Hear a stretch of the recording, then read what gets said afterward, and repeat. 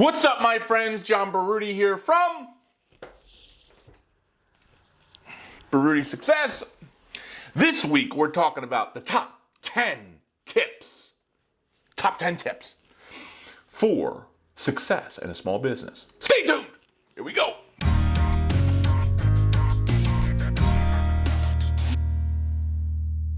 Listen, starting a business is tough. It's super hard. I don't think I'm going to do it ever again. I will buy existing businesses that are successful, but starting a business from scratch is very hard. Bar none. It's extremely hard. It's probably one of the hardest things besides having a kid, buying a home, that you'll ever do. Okay? Just being honest with you. Starting it is one thing. Making it successful is a whole nother stratosphere. Whole nother stratosphere, right? So I don't know what the statistics are. I probably should have looked them up. I'm horrible about that. But I do know the statistics of a business that starts out is 90%, 90% will go out of business within the first 5 years.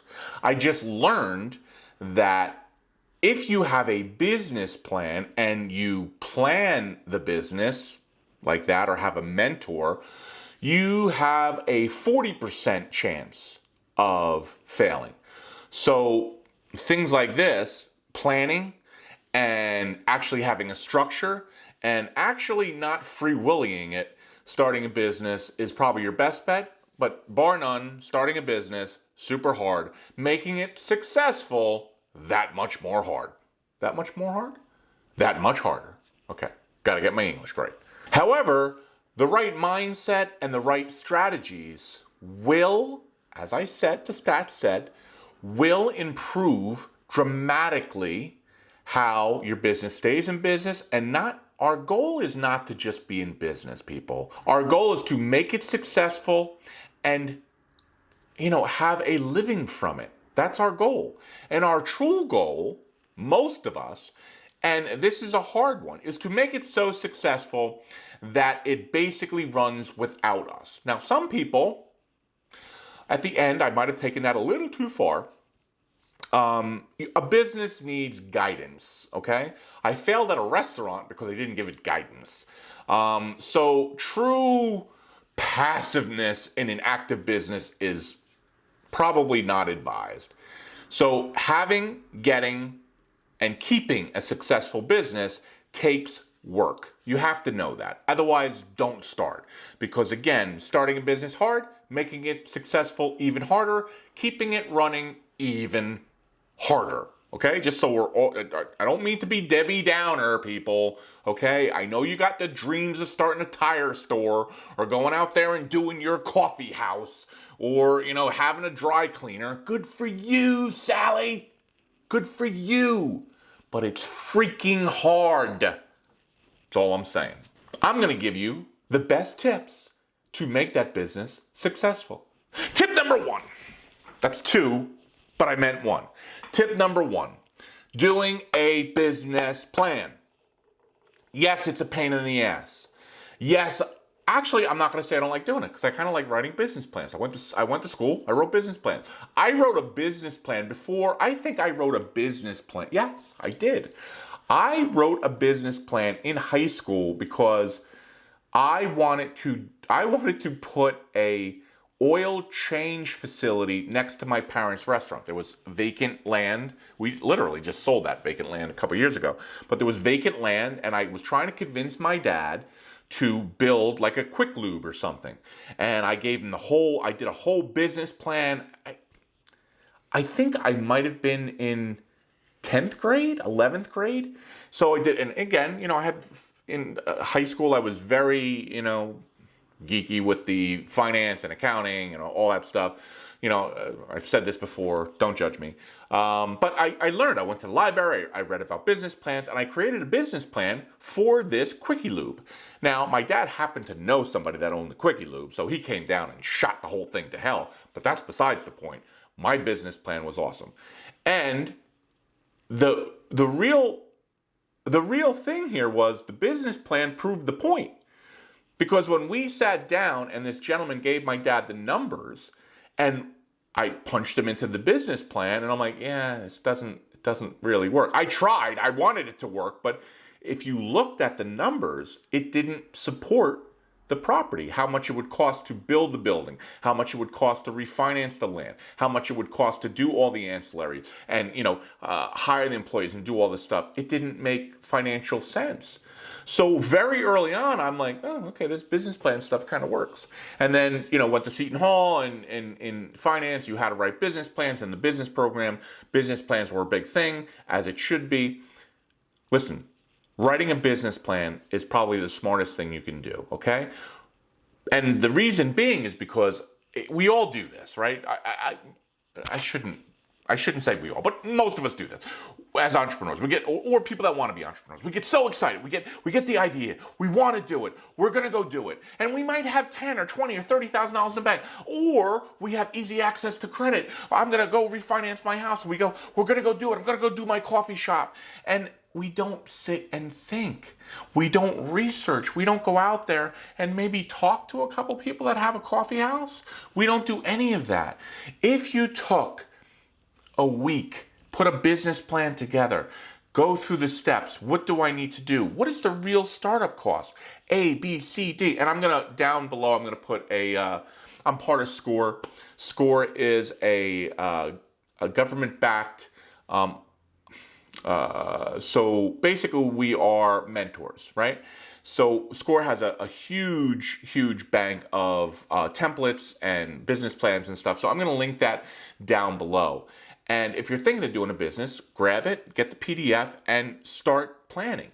And my regional supervisor had just given me a business plan that is less cumbersome than the past ones. Because here's the problem, right? We all see this 50, 60 page thing. We're like, I'm not going to do that. We're just going to go do it. I'm just going to create a business. This is ridiculous. And that's probably the worst thing you can do. Okay, so I have an abbreviated template. It looked very good when I scanned it, so I'm going to put that below.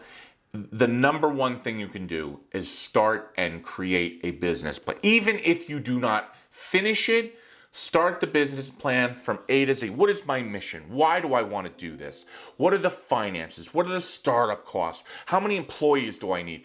It will walk you through basically the startup, and it's an essential thing to have, okay? So that's tip number one. Tip number two, know your target audience. This is so important. For the bakery, my target audience was restaurants, delis, supermarkets, right? Those were my target markets. Was there other markets? Sure, there was government, there was school systems, and that wasn't for me. That wasn't what I was looking for. So I knew who my customer was, and I targeted them.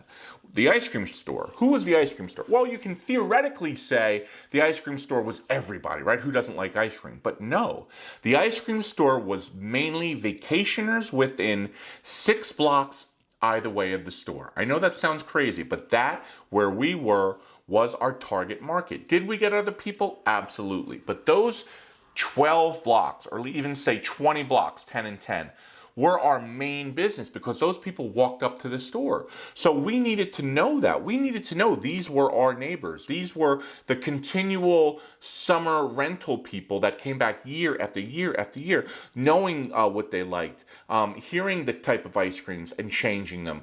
And that was our target audience. And those were the people within Facebook and all those things. When I did the ads, those were who I targeted. And it made that store very successful. So knowing your target audience is very, very important. Number 3, building a strong brand. Okay? See that? That's a brand. Okay? Summer Sweets, our ice cream store, was a brand. Harvest House, the bakery, was a brand. Some brands will be your name. Okay? Some brands will be the item. Whatever the brand is, Colgate, Coca-Cola, Nike, some of the most famous brands around, BMW, Mercedes, whatever the brand is, double down, don't ever burn it, don't disparage your brand, right? So my name is important, right? So my whole thing is that, listen, if I'm going to tell you I'm going to do something, I'm going to do it. If I'm going to talk to you about business, I've done it.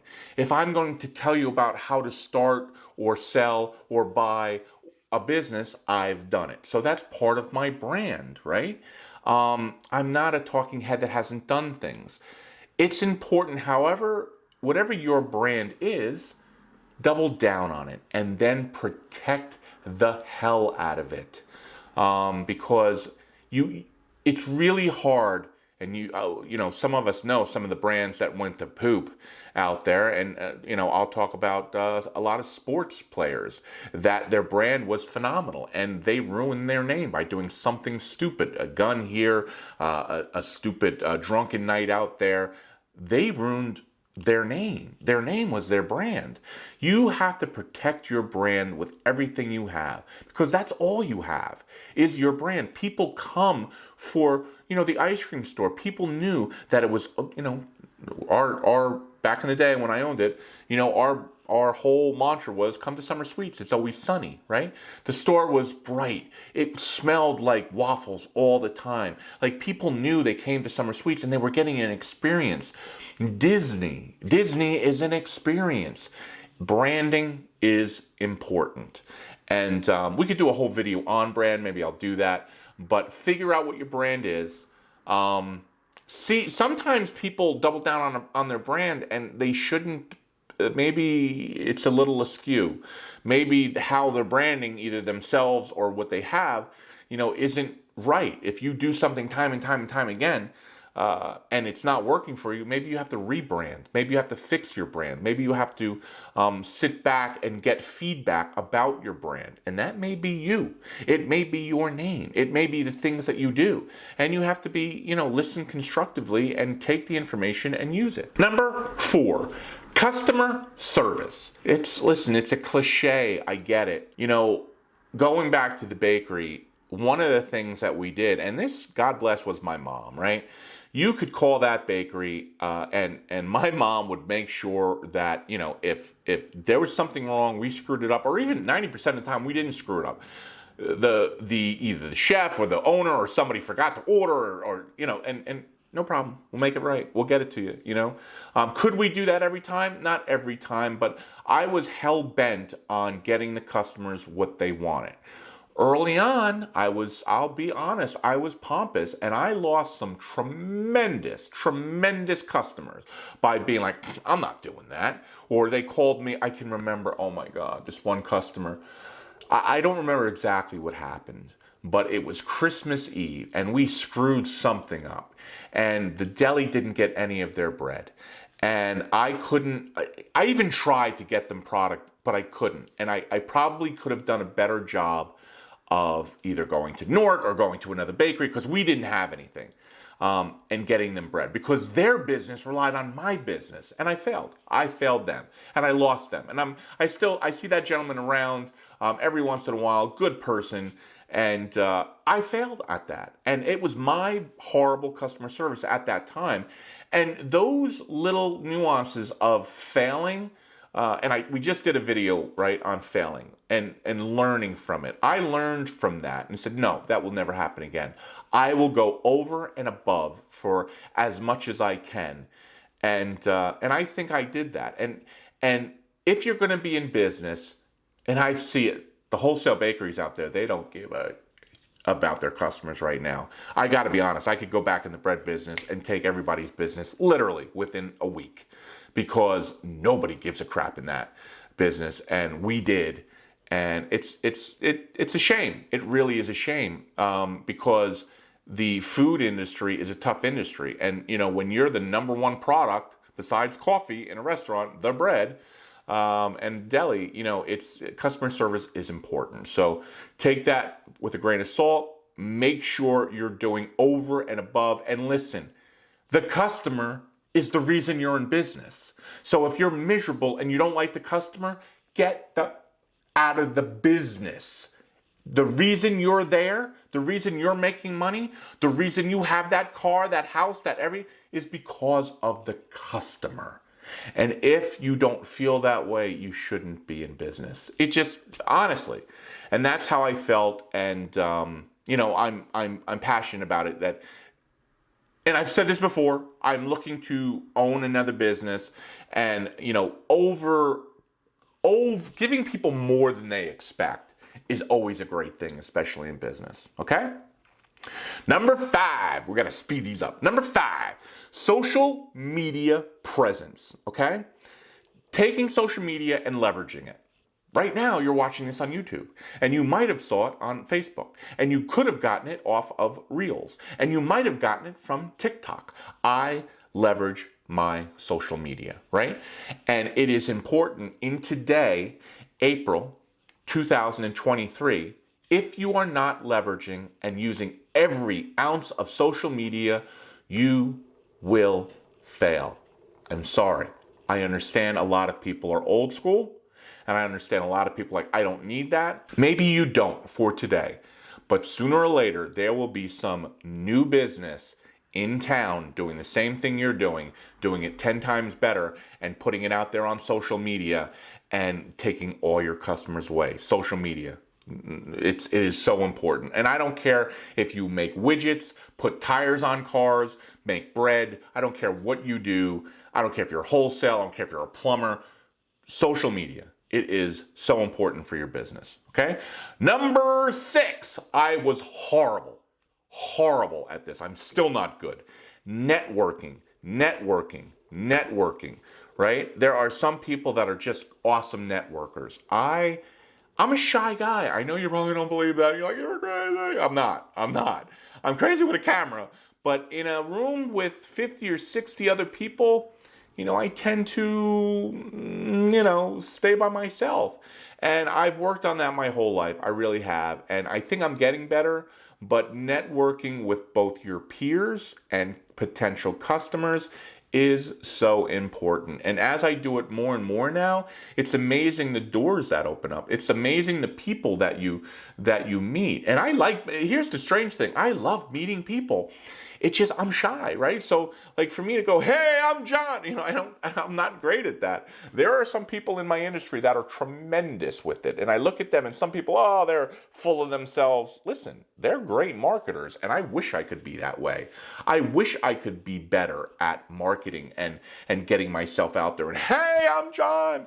And I'm trying to get better. But if you want a successful business, you need to get out there and you need to network. Okay? Number 7, and I've always been this way. This is a big one. Embracing technology. From when I was little, listen, I'm not a tech nerd. I wish I could be more technical. But I remember from being little, anything new that came, electronics or, computers, I always wanted to learn. I always wanted to figure it out. I always wanted to tinker. And as the industry, is almost 100% reliable, you can't, if you're still using a fax machine or, I don't know, God forbid, paper, like taking paper invoices, God bless you, but you are not super successful. Maybe you have a job, maybe you made yourself a job, but you didn't make yourself a super successful company that can run itself, because you can't do that without technology. Learn technology. And if you don't know it, get somebody close to you that does. Or do research, do YouTube, figure it out. Because in every industry, technology is the key. This new AI, ChatGPT and Google's new AI is amazing. I've done a video on it. I'll do more videos on it. But if you are not in the technical loop, you are out of the loop. And in order to be successful, you have to know technology, okay? Number 8. Again, no, I think I was okay with this. Knowing your industry trends. So we used to go to every restaurant show, every bakery show, and a lot of it was for vacationing, right? Come on, the bakery show or the restaurant show is in New York or in Vegas or in Orlando, and we would go, and going to those shows, even though it was an excuse for a vacation, was very enlightening. Sometimes it got monotonous because every year it seemed to be the same, but even when 90% of it was the same, you'd have 10%, in these little stands that there might be a new food product. There might be a new way of slicing bread for me. There might be a new way of processing dough. If you're in the liquor business, going to the liquor shows. What are the new liquors? If you're in the automotive, going to the auto shows, boat show. Industries, manufacturing shows. Staying up to date in your niche, in what you do, is important. Reading those magazines for your industry, it's super important. You can't just be, oh, I don't pay attention to my competition, or I don't pay attention. Listen, you don't need to obsess about your competition, but you need to understand it and stay abreast of it, right? Because otherwise you're going backwards. So that's a super big one, right? Is stay up to date with industry trends. Number nine, monitor your finances. Know your numbers. Listen to Marcus Lemonis. Listen to Mr. Wonderful. Listen to Mark Cuban. Know your numbers. I am a finance guy, and I will admit I was not that great at it. Why? Because I had so many other things going on. How do you bake bread, drive a truck, look at your P&L, and how do you do all that at the same time? Well, John, I didn't grow the company properly. At the tail end, the last 5 or 6 years, it was more financial, looking at numbers. How do we do this? How can we get our cash flow back? How can we do better on profits? And that is super important. And I know, Sally, I know you're exhausted.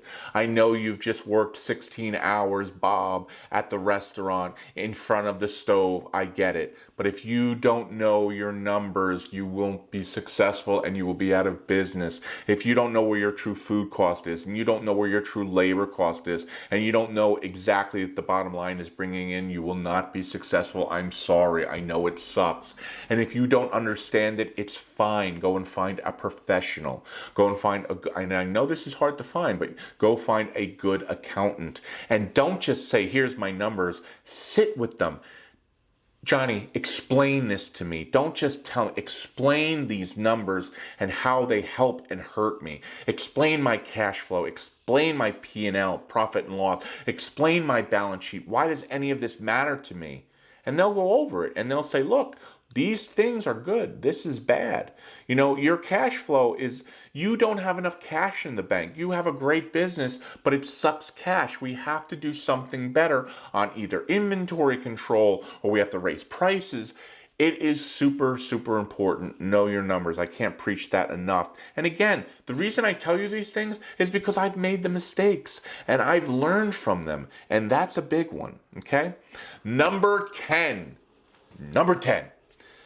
Be adaptable. Allow pivoting, right? The worst thing out there is I see people dug in. I do it this way. I've done it this way for 20 years. This way works. No, it doesn't, Carl. I'm sorry. Sure, 20 years, but we are changing at a rate that we've never seen before. Between social media, AI, all these things coming at us at 1,000 miles an hour, and people starting businesses and competition that are doing it better, doing it faster because of these technologies. Look at your business. If you're very successful, terrific. Find out why you're successful, right? Look in the future. Look at other businesses maybe that aren't doing so well. Why are they doing bad and we're doing good? Analyze it. And if there's a pivot, you say, you know what?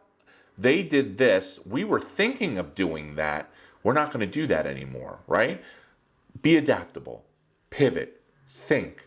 Plan. One of my videos I told you guys,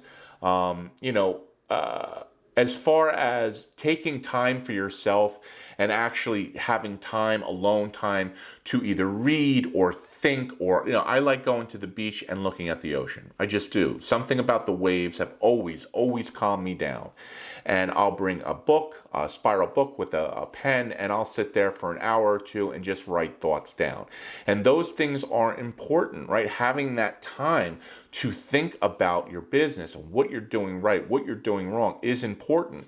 The day-to-day, we can go 1,000 miles an hour, man. And, we're like, go. And sometimes we're just spinning our wheels. Sometimes we're like, we're doing it right. We're good. Let's go. No, you're not seeing that. You're not seeing that demon around the corner. You're not seeing that freaking boulder that's going 1,000 miles an hour towards you up the hill around the corner. You don't see it. Take time. Take 5 minutes. Don't, your wife, your husband say, listen, honey, I gotta go lock myself in a hotel room for a day. I gotta figure things out. I have to plan for next year. I have to plan for this year. I have to really absorb the good things, the bad, the ugly. You need to have that perspective, because in business, in entrepreneurship, we go 1,000 miles an hour, and we think that's good. I thought it was good, and then all of a sudden, it's not.